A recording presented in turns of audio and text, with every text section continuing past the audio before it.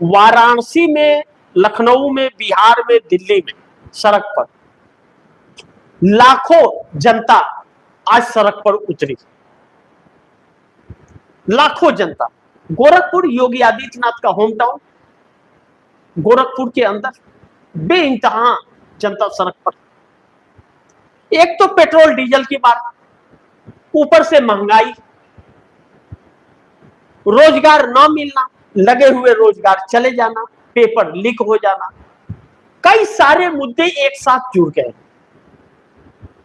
अमेरिकी trade deal के जरिए किसान नाराज हो जाना, यह सारे मुद्दे एक साथ जब जुड़ जा रहे हैं तो नरेंद्र मोदी के लिए संकट तो है।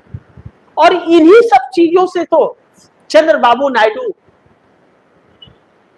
सोच समझकर फैसले लेने के लिए कहे कि आप इन्हें दबाइए मत भाई, क्यों इनके आवाजों को आप कुचलना चाह रहे हैं, इनसे बात कीजिए ना, बात करके उसका समाधान निकालिए।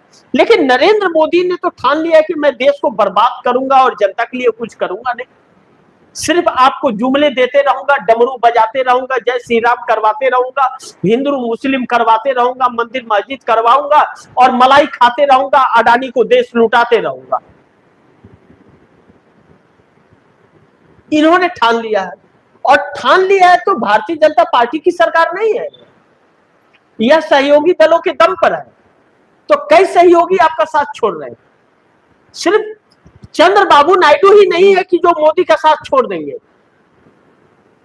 चंद्रबाबू नायडू के साथ साथ और भी बाकी पार्टियां हैं जो आपको समर्थन दे रहे। 53 सांसद हैं, भारतीय जनता पार्टी के पास तो मात्र 240 ही है, और वो 240 भी मोदी के साथ नहीं खड़े हैं।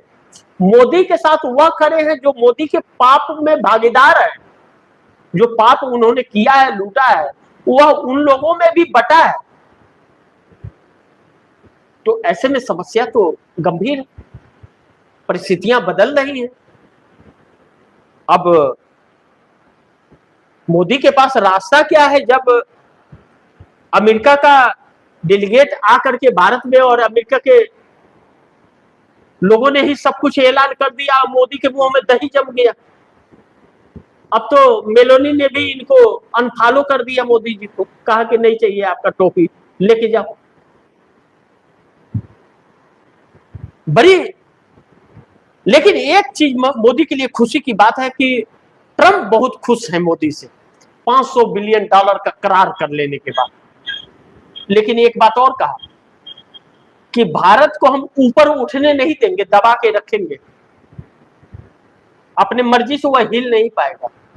कहीं ऐसा ना हो कि जो कैबिनेट विस्तार होने जा रहा है, चर्चा तो इस बात की भी है कि उसमें भी ट्रंप लिस्ट फाइनल करेंगे, कौन क्या मंत्री बनेगा नहीं बनेगा।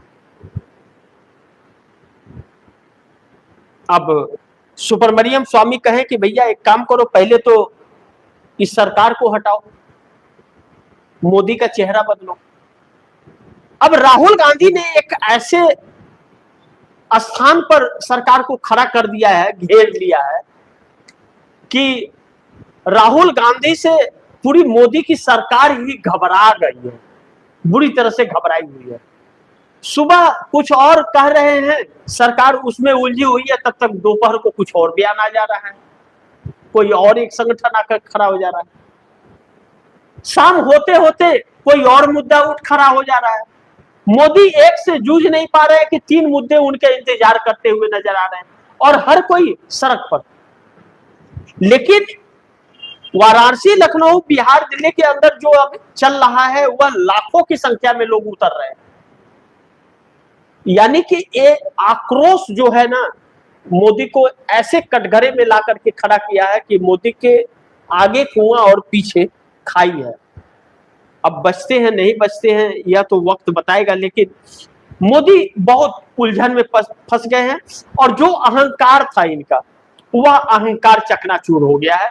और राहुल गांधी के बातों में दम भी लग रहा है कि सरकार गिर जाएगी, क्योंकि देख के लग रहा है जिस तरह से राहुल गांधी से घबराई हुई है सरकार, इससे साफ है कि इस सरकार में दम नहीं है, सिर्फ पाखंड और हवा का गुब्बारा है, बाकी कुछ नहीं।